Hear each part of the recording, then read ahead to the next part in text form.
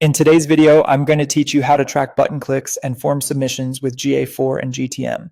Before we build anything, start by deciding what a lead means for your site. Is it reaching a dedicated thank you page after a form, submitting a form without a redirect, or clicking a specific call to action button?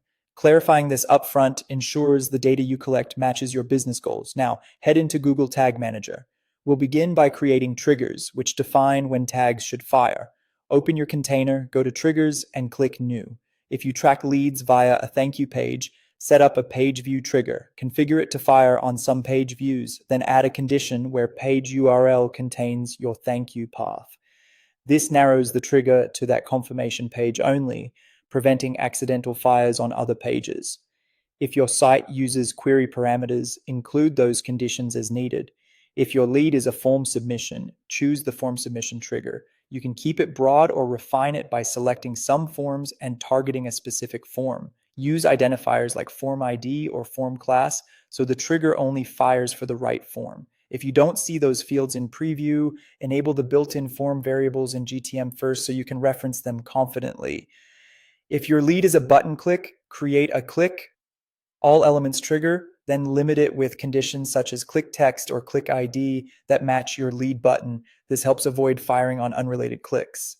Testing in preview mode will confirm you're capturing the correct element text or ID.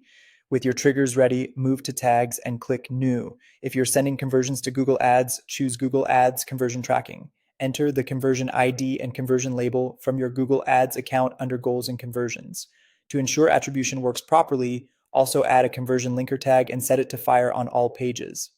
If you're sending events to Google Analytics 4, select Google Analytics GA4 event. Provide your measurement ID from the GA4 data stream and name the event in a way your team understands, such as generate lead or form submit. Then attach the relevant trigger you just created so the event fires at the right moment. Finally, verify and publish. Use GTM's preview mode. Perform a test click or form submission, and confirm the correct tags fire. In GA4, check Debug View to see the event arrive, and in Google Ads, use Tag Diagnostics to validate the conversion. Once everything looks good, submit and publish your container so tracking goes live.